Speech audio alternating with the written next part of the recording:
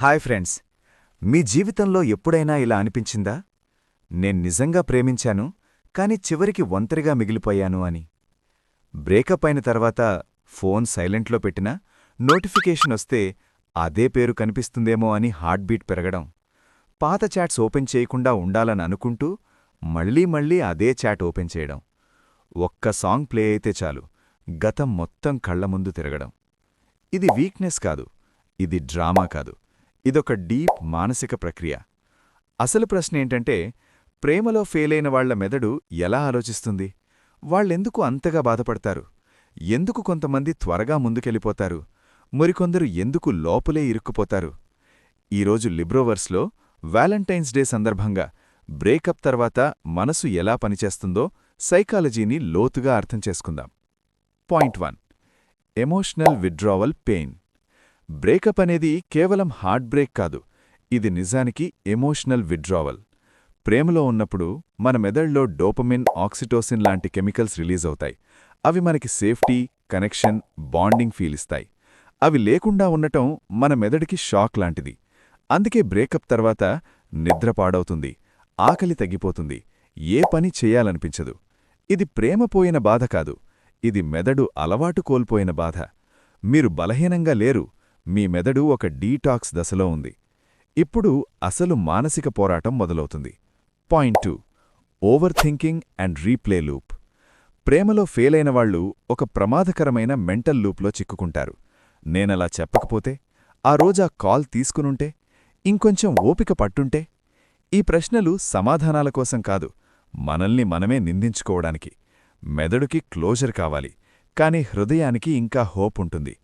అందుకే బ్రేకప్ తర్వాత మనసు ముందుకెళ్లకుండా గతంలోనే తిరుగుతుంటుంది. ఇది ప్రేమ మీద కాదు, ఇది అసంపూర్తి కథ మీద అటాచ్మెంట్. ఇక్కడే చాలామంది లోపలే కూలిపోతారు. పాయింట్ 3. Self worth collapse. చాలామందికి బ్రేకప్ తర్వాత బాధకన్నా ఎక్కువగా దెబ్బతినేది సెల్ఫ్ వర్త్. నేను సరిపోలేదా? నాలో ఏదో లోపం ఉందా? నేను లవ్ చేయబడే వ్యక్తినేనా? ఇది ప్రేమ ఫెయిల్ కాదు, ఇది మన ఐడెంటిటీ మీద పడిన దెబ్బ. ప్రేమ మనల్ని వదిలేసిందనిపించదు, మన విలువే పోయిందననిపిస్తుంది. ఇక్కడే చాలామంది తమను తాము చిన్నగా భావించడం మొదలుపెడతారు. కాని నిజం ఇంకొకటుంది. పాయింట్ 4. Attachment versus reality. ప్రేమలో ఫెయిలైన వాళ్లు వ్యక్తిని కాదు, ఆ వ్యక్తితో ఊహించుకున్న భవిష్యత్తును కోల్పోతారు. ఆ ప్లాన్లు, ఆ కలలు, మనిద్దరం అన్న ఐడియా. అందుకే వాళ్లు ముందుకెళ్లలేరు. ఎందుకంటే విడిపోవాల్సింది మనిషి కాదు, మనసులో నడుస్తున్న కథ. ఆ కథ ముగియడానికి టైం పడుతుంది. ఇప్పుడు ఒక మార్పు మొదలవుతుంది. పాయింట్ 5. Growth through pain. ప్రతి బ్రేకప్ మనల్ని విరగ్గొట్టదు, కొన్ని బ్రేకప్స్ మనల్ని లోతుగా చూస్తాయి.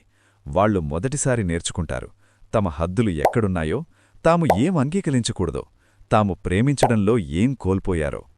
ప్రేమలో ఫెయిలైన వాళ్లు తర్వాత ప్రేమించేటప్పుడు మరింత స్పష్టంగా ఆలోచిస్తారు. ఇది గోడ కట్టుకోవడం కాదు, ఇది జ్ఞానం సంపాదించుకోవడం. ఇప్పుడు చివరి నిజం. Point 6. Healing is not linear. Healing అనేది రోజురోజుకీ మెరుగవడం కాదు. ఒకరోజు ఒకే అనిపిస్తుంది, మరుసటి రోజు మళ్లీ బాధ. ఇది నార్మల్, ఇది హ్యూమన్.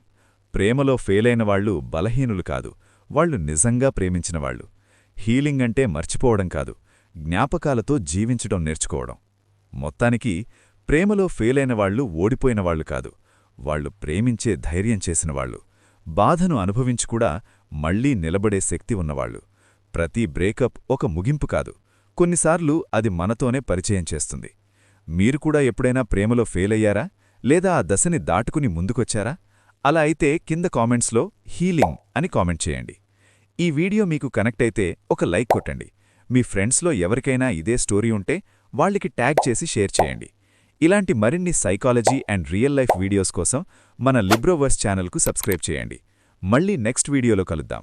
అప్పటి వరకు heal slowly, love wisely and always stay curious.